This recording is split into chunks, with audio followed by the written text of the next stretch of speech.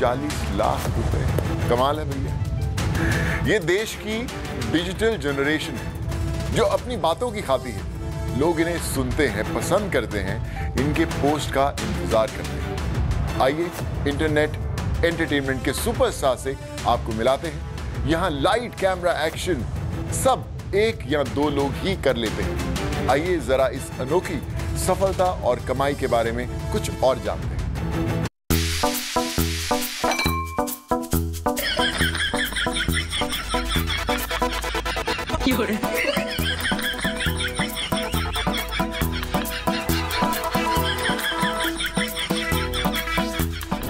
नमस्ते, मैं लखन अर्जुन रावत। और नमस्ते, मैं हूँ नीतू बिस्ट। और आप हमें जानते हैं लखनीत के नाम से।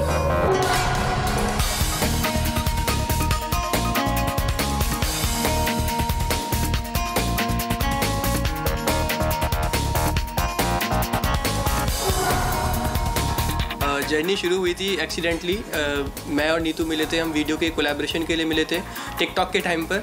तो मतलब बहुत सारे लोगों से मिलते, कोलैबोरेट करते, लेकिन नहीं पता था कि ये एक नया मोड़ ले लेगी और इतना आगे तक हम लोग साथ में आ जाएंगे। मैंने शुरू किया एज अ क्रिकेटर, जो कि अभी भी मेरा बेस वही है। तो वहाँ अपनी क्रिकेट की वीडियोज़ डालता था मैं, वो वीडियोज़ वायरल होने लगी। तो इंस्टाग्राम पर शुरू में मेरा वीडियोज़ चलते थे, उसके बाद टिकटॉक ने मेरे को अप्रोच किया क्योंकि वीडियोज़ बहुत वायरल होने लगे थे। मैंने अपना बेस शिफ्ट किया और वहाँ पर बहुत प्यार दिया लोगों ने। उसके बाद टिकटॉक वीडियोज़ करते करते मैं नीतू से मिला और वहाँ से हम लोगों की बॉन्डिंग बनी। चलो ना कहीं घूमने चलते हैं। हाँ चलो, लेकिन ड्राइविंग मैं करूँगी। वाह, मतलब जाएंगे कार में और आएंगे कल के अखबार में। जब मैं 17 साल की थी तब से मैंने काम स्टार्ट कर दिया था करना, और करते करते मैं अभी तक काम कर रही हूँ। और वहाँ से मैंने स्टार्ट किया था अपना इवेंट मैनेजमेंट, जो ज़्यादा नहीं चला। स्टार्टिंग में अच्छा चला, फिर 2 साल के बाद वो बिल्कुल डाउन हो गया था। फिर वहाँ से मुझे बताया गया कि टिकटॉक, मतलब मैंने देखा कि टिकटॉक की वीडियोस बहुत वायरल जाती है और उससे अर्निंग बहुत अच्छी हो रही है, तो मैंने वो स्टार्ट किया करना। फिर मैं इंस्टाग्राम पर आई, फिर टिकटॉक का इवेंट्स होता था तो वहाँ पर जाते थे, तो बहुत अच्छा मतलब चलने लगा काम। फिर मुझे लखन मिले, फिर हम दोनों ने वीडियोस बनाना स्टार्ट किया और अब बहुत सब कुछ बहुत अच्छा चल रहा है।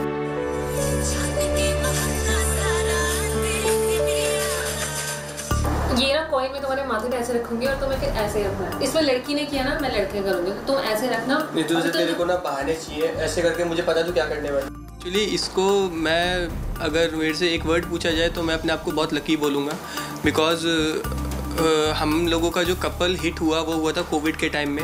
हुआ क्या था कि हम लोग वीडियोस बनाकर आए थे और एक दिन के लिए नीतू मेरे घर आई हुई थी। उस टाइम हमें वीडियोस बनाने थे, उसी टाइम लॉकडाउन लग गया और ये एक दिन जो इसका था वो बढ़ गया। 3-4 महीने हम लोग फिर साथ में रहे एक ही घर में, यहाँ पर पूरी फैमिली के साथ हम लोग रहे। हमने फैमिली कंटेंट बनाने शुरू किए और वो कोविड का टाइम जो बहुत लोगों के लिए बड़ा मुश्किल टाइम था, उस टाइम ने हमारी लाइफ बदल दी। क्योंकि उस टाइम हम लोग साथ साथ रहते थे, बहुत मेहनत की पूरे दिन और कुछ काम नहीं था, बोर होते थे, वीडियोस बनाते थे, वीडियोस डालते थे तो वीडियोस चलते थे और बहुत प्यार मिला उस टाइम लोगों का। इतना लटकने के बाद भी मेरी हाइट नहीं बढ़ रही।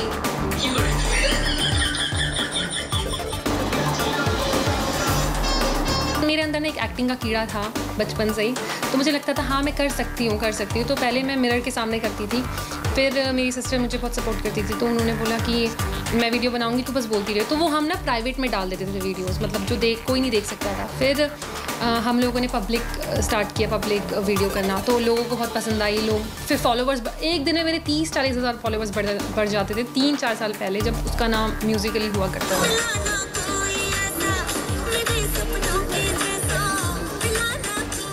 फिर मैंने बनाना स्टार्ट किया तो मेरे 1 मिलियन फॉलोवर्स हो गए थे उस टाइम भी। तो फिर मुझे गाने, T-सीरीज़ गाने के प्रमोशंस आने लगे कि आप हमारे लिए काम करो, एक प्रमोशन करो टिकटॉक पर। तो मैंने वो स्टार्ट किया। फिर टिकटॉक से इंस्टाग्राम पर आने लगे, तो ऐसी जर्नी स्टार्ट होती गई और अच्छी अर्निंग होती गई। डॉक्टर साहब, मेरे पति ने गलती से सरदर्द की गोली खा ली है, अब मैं क्या करूं? जब गोली खा ही ली है तो उसे सरदर्द भी दे दो।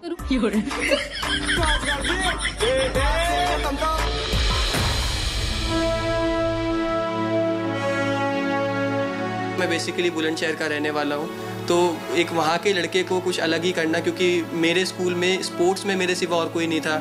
ये जो आज मैं कर रहा हूँ इसमें कोई और नहीं है, तो एक अलग ही कुछ लाइन लेके शुरू से चला था, तो ये सब तो बचपन से झेलता आ रहा हूँ। मतलब कोई कुछ बोलता है, क्या कहता है, लेकिन माइंड नहीं करता कभी। लोगों ने ज़्यादा बोला कि आपकी एक्टिंग इतनी अच्छी नहीं जितना आपका फेस अच्छा है, तो अपनी एक्टिंग पर वर्क करो। तो फिर मैंने स्टार्ट किया वर्क करना बहुत ज़्यादा। 2018 में मैंने वो वीडियोस डालने शुरू किए थे, क्रिकेट वीडियोस, और 2019 में टिकटॉक का मुझे ऑफ़र आया था ज्वाइन करने के लिए। 2020 में जब टिकटॉक बैन हुआ तो दोबारा से कुछ ऑल्टरनेट शॉर्ट प्लेटफॉर्म्स थे, जैसे कि MX टकाटक, और इंस्टाग्राम पर स्विच हुए, इंस्टाग्राम रील्स फिर बनाने शुरू किए वहाँ से।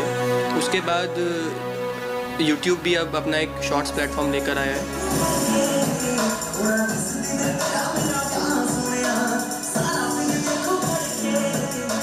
पैसे आने शुरू हुए तो मुझे कहीं ना कहीं दुख होता था उस चीज़ को देख के, और वो दुख पैसों को लेके नहीं होता था, वो ये होता था कि नीतू अकेली अर्नर थी अपनी फैमिली की, और उस टाइम पे जब पैसे आते थे तो मैं देखता था मेरे पास पैसे आ रहे हैं, मैं कहीं उड़ा रहा हूँ उनको, कुछ अपनी पसंद की चीज़ ला रहा हूँ। लेकिन जब मैं देखता था कि लड़की के पास दिन रात की मेहनत के जब पैसे आते हैं ना, तो वो उनको अपने घर पे देती है, मतलब वो अपने लिए कुछ नहीं लेती थी उस टाइम पे। तो वो टाइम बहुत इमोशनल था मेरे लिए। मैं देखता था कि यार वो मेहनत करने के बाद भी वो लाइफ एंजॉय नहीं कर रही।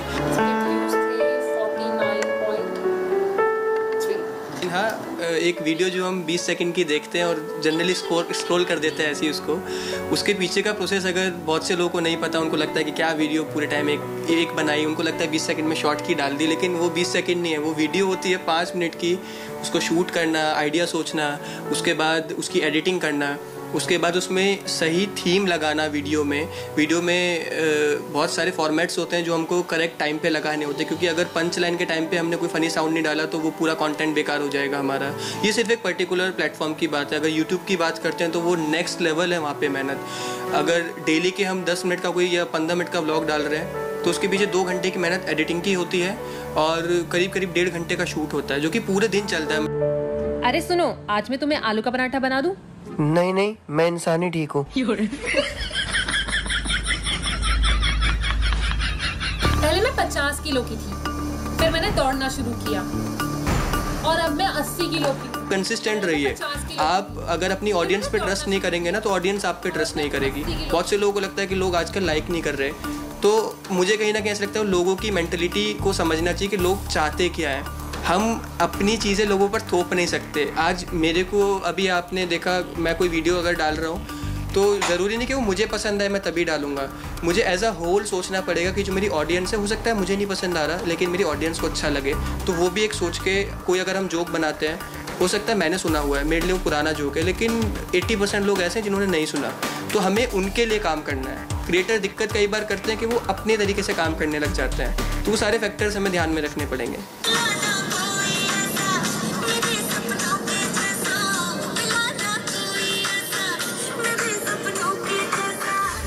जब टिकटॉक बंद हुआ तो ऐसा लगा अब कुछ नहीं बचा, क्योंकि जहाँ से इतनी अच्छी अर्निंग हो रही थी, तो वो बंद होते ही मैं तो बिल्कुल गिव अप कर चुकी थी। मैं था कि घर चली जाऊँ, और मैं फंस गई थी लखनऊ घर में, और टिकटॉक उसी दौरान बंद हुआ। तो मैं सोच रही थी अपने घर चली जाती हूँ और कुछ जॉब स्टार्ट करती हूँ, पढ़ना, ग्रेजुएशन के बाद और पढ़ाई करती हूँ ताकि मैं कुछ कर सकूँ। मगर लखनऊ ने बोला नहीं, इसके बाद भी हमारे पास बहुत सारे ऑफर्स आएंगे, और ऐसा ही हुआ। तो टिकटॉक बंद होने के बाद प्रॉफिट्स हुए हैं हमें, तो नुकसान नहीं हुआ। सोशल मीडिया से जब बड़ा अमाउंट आना शुरू हुआ तब कैसा रिएक्शन? तब तो मतलब बिल्कुल पागल हो गई मैंने सोचा अरे इतना भी पैसा मिलता है, मतलब तुम इतना ऐसे एक्ट कर रहे हो और तुम्हें इतना पैसा मिल रहा है, मतलब बहुत अच्छा, बहुत प्यार मिला। और जब पैसा आने लगा तो फिर चीज़ें भी बहुत बड़ी होती गई, जैसे घर लेना, कार लेना। ये तो मैंने कभी सोचा नहीं था, मतलब मेरे बचपन से ड्रीम्स थे कि मुझे अपने लिए घर लेना है, मुझे मम्मी के लिए बहुत सारा गोल्ड लेना है, अपनी खुद की कार, और ड्राइविंग मुझे आनी चाहिए। तो वो सब चीज़ें मेरी पूरी हो चुकी हैं। वही टीचर जो पहले बोलते थे कि लखन तुम्हें कोई जॉब भी नहीं मिलेगी, तुम अपने माँ बाप के पैसों पे ही बस गुजारा करोगे अपना, और मतलब उनको लगता था कि ठीक फैमिली से है, इसको शायद पढ़ने लिखने की ज़रूरत नहीं। लेकिन मैं उनको हमेशा से बोलता था कि सर मैं कुछ करूँगा, अपने दम पे करूँगा, मुझे घर वालों का कोई सपोर्ट नहीं चाहिए। लेकिन मेरी हालचाल देख के उनको नहीं लगता था। ऑब्वियसली किसी को नहीं लगा, क्योंकि पढ़ाई पे ध्यान नहीं था, ना बहुत ज़्यादा ब्राइट स्टूडेंट था। लेकिन आज वही टीचर मेरी तारीफ़ करते हैं, कि एग्जाम्पल देते हैं। आज मैं अपने जूनियर से सुनता हूँ कि मेरे टीचर मेरा एग्जाम्पल देते हैं कि अगर आप पढ़ाई नहीं करें तो कम से कम कुछ ऐसा करो जैसा उस लड़के ने किया, तो सुन के बहुत प्राउड फील होता है। द एंड मैं आप सबका तहे दिल दिल से से। शुक्रिया करना चाहूँगा कि आप सबने बहुत प्यार दिया और हम दोनों जो कुछ भी हैं वो आप ही की देन है। इसीलिए आपसे बार बार सजेशन मांगते हैं कि आप हमसे क्या एक्सपेक्ट करते हैं, हमको बताइए हम किस तरीके का कंटेंट बनाएं। और आप ही हमारे सबसे बड़े गुरु हैं क्योंकि आप ही बताते हैं क्या देखना है, क्या बनाना है। तो प्लीज़ इस तरह प्यार देते रहिए और कोई भी अगर चीज़ ऐसी है जो आपको लगता है कि हम तक पहुंचनी चाहिए तो प्लीज़ आप हमको बताइए, बिल्कुल भी चकना नहीं। नीतू और लखन हर महीने सोशल मीडिया से 35 से 40 लाख रुपए कमाते हैं। मतलब कमाई तो सोशल मीडिया से भी है, लेकिन इसके बावजूद इन दोनों की एक खास बात यह है कि इन्होंने कभी भी कंटेंट के साथ कोई खिलवाड़ नहीं किया। इनका कंटेंट हमेशा शालीन रहता है। मतलब समाज के प्रति अपनी जिम्मेदारी भी ये लोग बखूबी निभाते हैं। कैमरामैन रविकांत के साथ मनीष अरसिया,